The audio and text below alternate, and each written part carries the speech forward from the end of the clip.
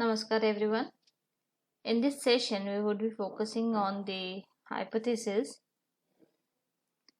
Coming to the meaning of hypothesis, the word hypothesis consists of two words. Two words, that is hypo and thesis. Hypo and thesis. Hypo means tentative or subject to verification, and the word thesis means statement about solution of the problem. That means hypothesis is a statement or a problem which is subject to verification. It is yet to be verified. Hypotheses are nothing unusual. We make them all the time. If something happens in our everyday life, we tend to suggest a reason for its occurrence by making rational guesses. These reasonable guesses can be expressed in the form of statement, and these statements are the hypothesis. Thus, coming to the literal meaning of hypothesis is it's a tentative statement about the solution of the problem. Hypothesis offers a solution of the problem that is to be based on some rationale. A hypothesis helps to translate the research problem and objectives into a clear explanation or prediction of the expected results or outcome of the study. Many of the great discoveries in science were based on hypotheses. For example, let's say Newton's theory of gravity, or let's say Einstein general theory of relativity, and there are many other examples, of course. Relativity. Okay. Another meaning of the word hypothesis, which is again composed of these two words only, hypo and thesis. Hypo here means composition of two or more variables which is to be verified, and thesis means position of these variables in the specific frame. This is the operational meaning of the term hypothesis. Hypothesis is the composition of some variables which have some specific position or role of variables that is to be verified empirically. It is a proposition about the factual and the conceptual elements. Hypothesis is called a leap into the dark. It's a brilliant guess about the solution of a problem. So we can say a hypothesis is a tentative generalization or a theory formulated after the character of phenomena under observation. It is a statement temporarily accepted as true in the light of what is known at the time about the phenomena. It is the basis of planning and action in the research for the new truth. A hypothesis helps to translate the research problem in the objective into a clear explanation or prediction of the expected results or outcome of the study. So coming to the hypothesis source. First is the theoretical framework, second is the previous research, then the real life experience and academic literature. Coming to the theoretical framework is also is basically a conceptual framework,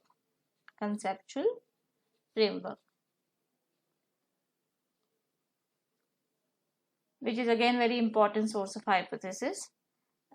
See, every research has to be backed by a strong theory, and if there is no backing of theory, it is something like somebody is trying to hit in the dark.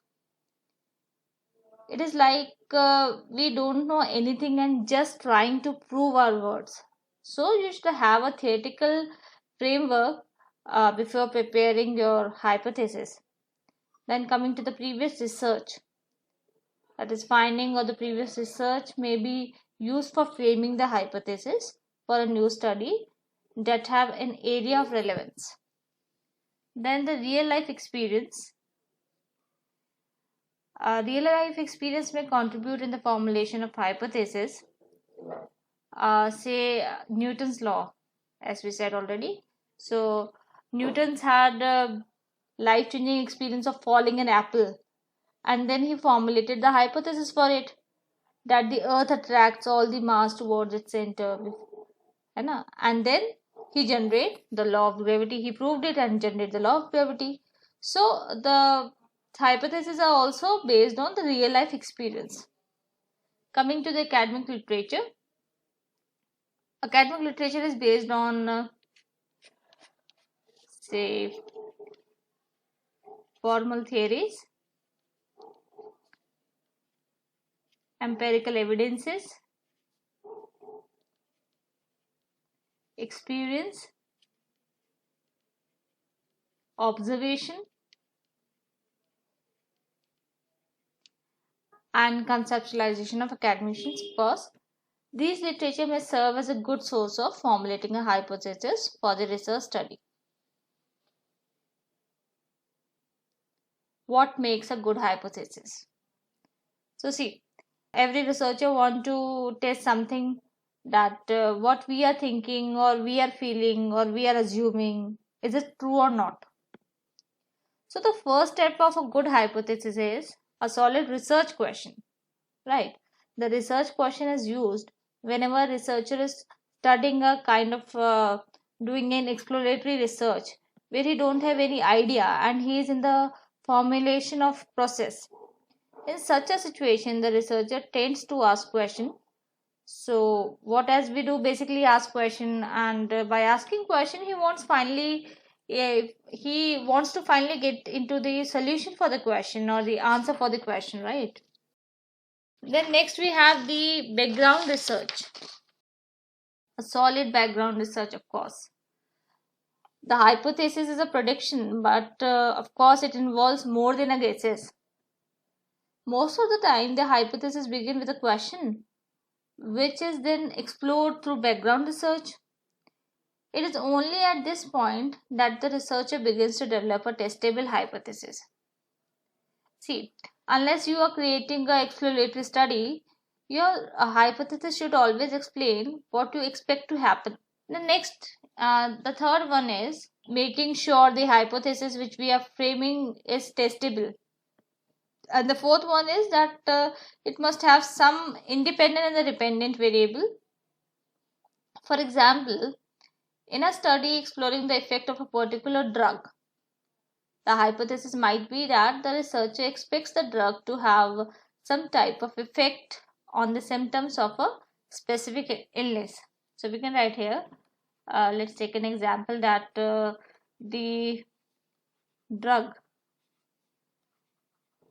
have an effect, the drug have an effect on the symptoms, on the symptoms of a specific illness, right? So here this drug, what is this?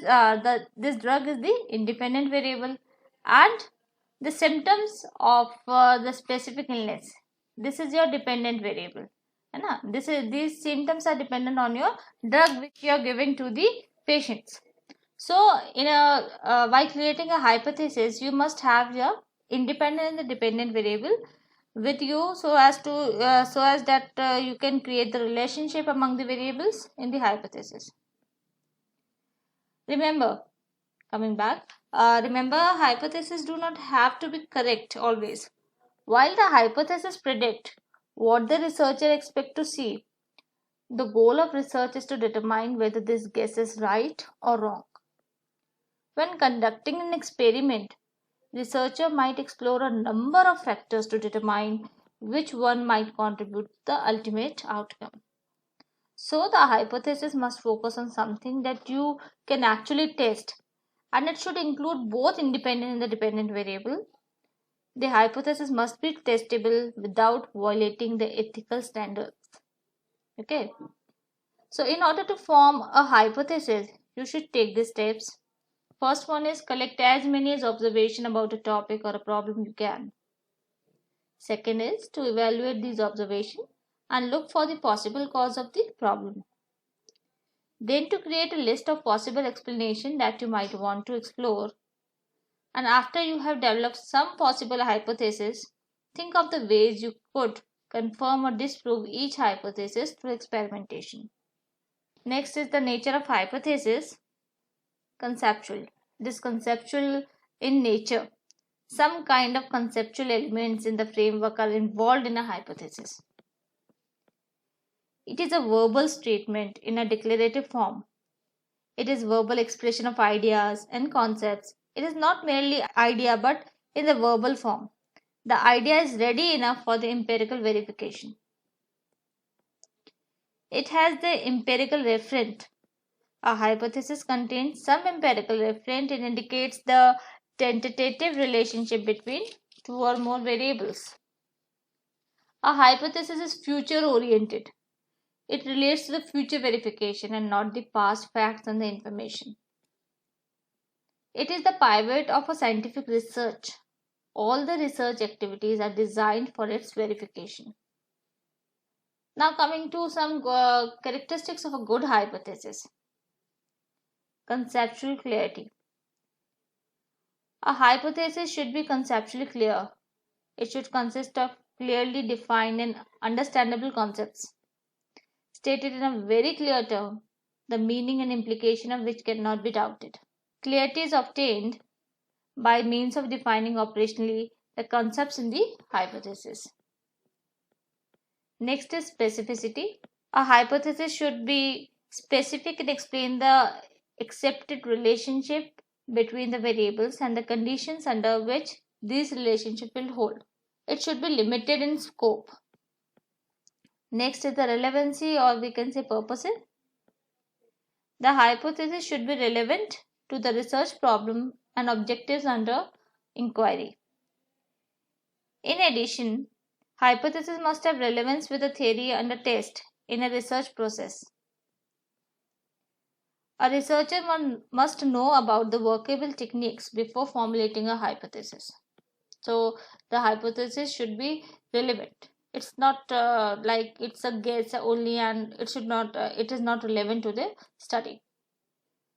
Then next is testability. Hypothesis should be testable and should not be a moral judgment. It should be directly or indirectly measurable. It must be verifiable. For example, bad parents produces bad children. Now this hypothesis cannot be tested, of course. A testable hypothesis clearly states the manipulatable independent variable and measurable dependent variable in a specific population, which provides a clear idea about an interventional protocol, whether it will be implemented precisely and consistently as a treatment in the study. Next we have is consistency.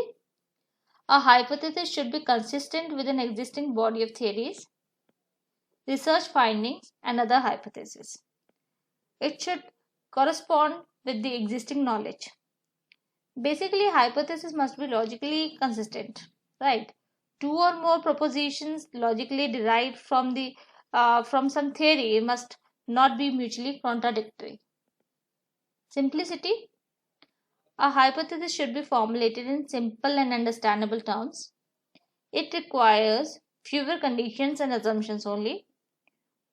But simple doesn't mean obvious. Simplicity demands insight. The more insight the researcher has into a problem, the simpler will be the hypothesis about it.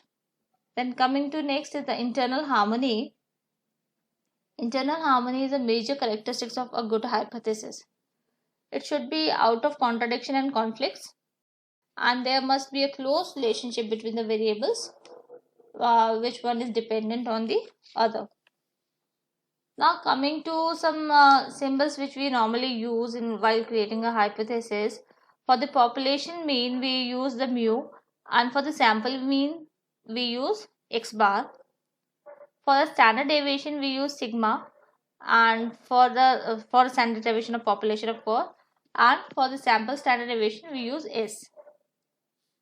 For the size of the population we use a capital N, and for the size of the sample we use a small n, and the variance of the population is of course sigma square, and for the variance of the sample is s square. Why I am telling you? Because when you are writing down a hypothesis or statement, you are involving the population mean or the population variance, and you are not using the sample mean and the sample variance while writing down the hypothesis. Roughly, you can see that the hypothesis will involve mu or sigma squared. It will not involve x bar and s squared in the hypothesis statement, even though the future analysis will be done. Research hypotheses are always expressed in terms of population parameters. Please make it very clear that the research hypotheses are always expressed in the terms of population parameter, but we are interested in making statements about the population parameter based on our sample statistics. Coming to some types of hypothesis. Broadly, there are two types of hypothesis. One is null hypothesis and one is alternative hypothesis.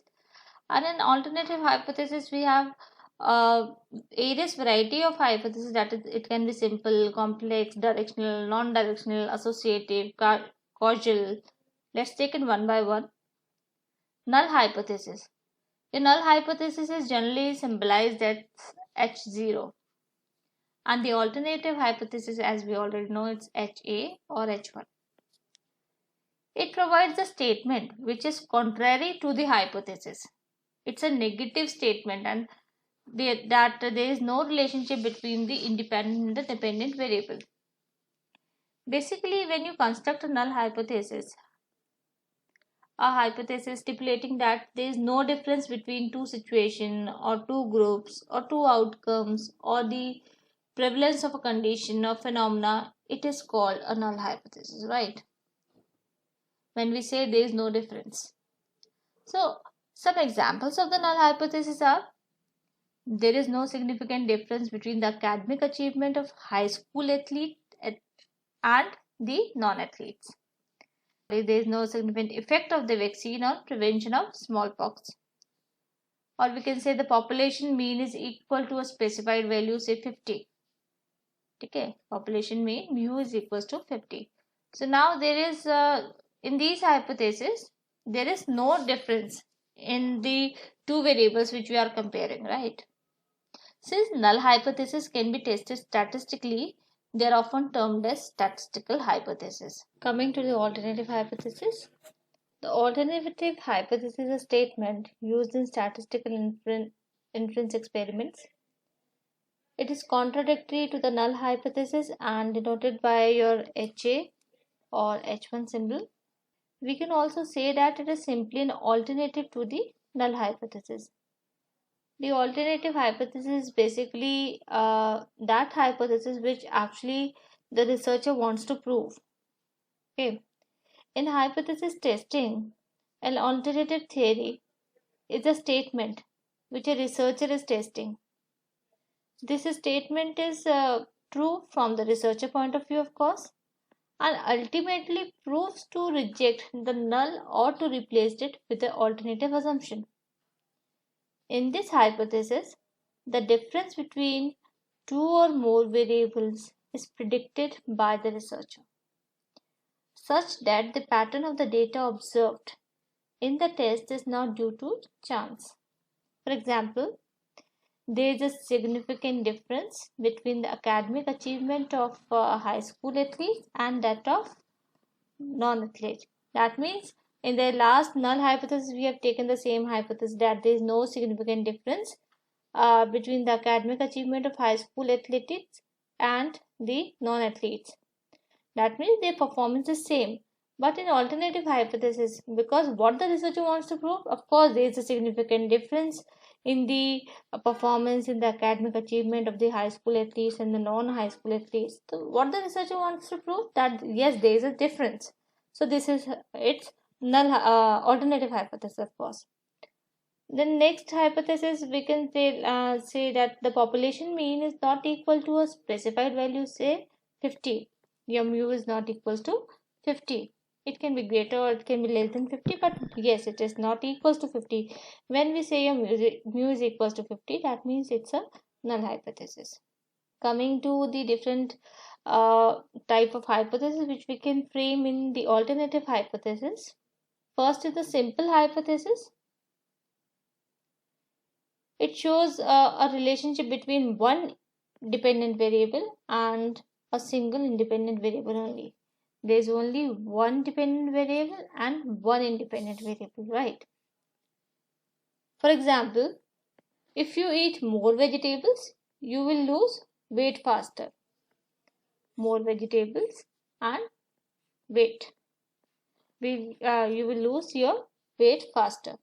So here eating more vegetable is a independent variable, right? And you will lose your weight faster. This is your dependent variable. Losing weight is dependent on the how much you are eating the vegetables, of course. Then smoking leads to cancer. Now smoking is your independent variable and cancer is your dependent variable. The higher ratio of unemployment leads to crime. Coming to the complex hypothesis, it shows the relationship between two or more dependent variables or two or more independent variables. Okay, either your dependent variable can be more or your independent variables can be more. For example, eating more vegetables and fruits lead to weight loss, glowing skin, reduce the risk of many diseases such as heart disease, high blood pressure, some cancers, etc. So now here your dependent variables are more. Smoking and other drugs leads to cancer, tension, chest infection. Again, your variables are more. The higher the ratio of unemployment, poverty, illiteracy leads to crime like dacoit, etc. Again, your independent variable here is higher ratio of unemployment. This is your independent variable, and your crime is your dependent variable. So independent variable is unemployment, poverty, illiteracy. Now here the independent variables are more, and your crime is a dependent variable, which is 1. So in a complex hypothesis, it shows a relationship between two or more dependent or the independent variables, where the variables are more, of course. Coming to the directional hypothesis, it shows how a researcher is intellectual or committed to a particular outcome. The relationship between the variables can also predict its nature. Directional hypothesis predicts the direction of the relationship between the independent and the dependent variable. For example, children aged 4 years eating proper food over a 5-year period are having higher IQ level than the children not having a proper meal. This shows the effect in the direction, of course. Okay, that it is affecting their IQ level and the direction that it is having a higher IQ. It's going to the positive direction side. High quality of nursing education will lead to high quality of nursing practice skill. Again, it's giving a direction that if your nursing education is of high quality, then of course your nursing practice skill will be again your high quality skills. So then the girls' ability of learning moral science is better than the boys. Then the population mean is less than a specified value, say 50. So now it's again a direction that population mean is we have taken the alternative hypothesis as mu is not equals to 50. So when we are saying mu is not equals to 50, that means it can either be more than 50 or it can be less than 50. If we are writing it like this, that it is not equals to 50, then it is non-directional, because it can be on both the sides. It can be more or it can be less. But when we are talking about it's in one direction, that it is more than 50 or it is less than 50, then it is a directional hypothesis. We are comparing it in one direction only. Non-directional hypothesis, it is used when there is no theory involved. It is a statement that a relationship exists between two variables without predicting the exact nature, the direction of the relationship, not to the left hand side or to the right hand side of the normal curve, or we can say not greater than or not less than. It is just that the variables which we are comparing, they are not equal. So it can be more, it can be less. So it is non-directional. Non-directional hypothesis predicts the relationship between the independent variable and the dependent variable, but does not specify the direction of the relationship. Teacher-student relationship influence the student learning. Now, this influence, it can be positive, it can be negative, of course. So my hypothesis is saying that student teacher relationship influence the student learning, but I'm not giving it any direction right now. So it is a non-directional hypothesis, because the influence can be positive or influence can be negative also. So there is a significant difference between the ninth class boys and girls abilities of learning moral values. Now when I am saying there is a significant difference, that means yes, they are not equal, but not equal doesn't mean that boys are better or the girls are better. So there is no direction, of course. If I say that the boy's ability is greater than the girl's ability or vice versa, then it would be a directional hypothesis. Population mean is not equal to a specified value, again not equal to sign, that means it's a non-directional hypothesis. If I say it's more than 50 or if I say it's less than 50, then it would be a directional hypothesis. Associative hypothesis and causal hypothesis. Associative hypothesis is it predicts an associative relationship between the independent variable and the dependent variable. When there is a change in any one of the variable, changes in the other variable also occurs. This hypothesis is used in correlation research studies. Correlation actually gives you tells you the relationship between the two variables, the independent and the dependent variable, but it does not tell you the what is the cause and what is the effect. For example, if we say that there is a relationship between job stress and job performance, and when I apply the correlation on this, so I will of course get a relationship in job stress and job performance. It can tell me, the correlation can tell me whether there is a positive relationship or a negative relationship, but it would not tell me which is the dependent variable and which is the independent variable, which is the cause and which is the effect of it. Whether job stress is causing the job stress is affecting the job performance, or my job performance is affecting my job stress, it will not tell me. So the associative hypothesis tells you the relationship between the dependent and the independent variable. It tells you the relationship whether it's positive or negative, the degree of the relationship, but it would not tell you the cause and effect, that what is the cause and what is the effect. Now, causal relationship or causal hypothesis predicts a cause and effect relationship or interaction between the independent and the dependent variable. This hypothesis predicts the effect of the independent variable on the dependent variable. For this type of hypothesis, we use the regression analysis. For example, here, if I say job stress has an impact, has an impact on job performance. Now, this can be measured by my regression analysis, and this is a type of causal hypothesis where there is a cause, causes my job stress, and there is an effect, that is my job performance. My job stress is affecting my job performance. So in this kind of hypothesis, there is a cause and there is an effect, and it can be predicted that which variable is a independent variable and which variable is a dependent variable, of course. So now let's sum up. See, hypothesis acts as a guide, a sort of guiding light in the journey of research. It provides direction to the research, identifying what is relevant and what is irrelevant. It serves as a framework for drawing meaningful conclusion. At the time of framing a hypothesis, you should keep in mind all the characteristics of a good hypothesis so as to do a fruitful research. So that's all for today. In the next upcoming lecture, we would be focusing on the hypothesis testing. Thank you.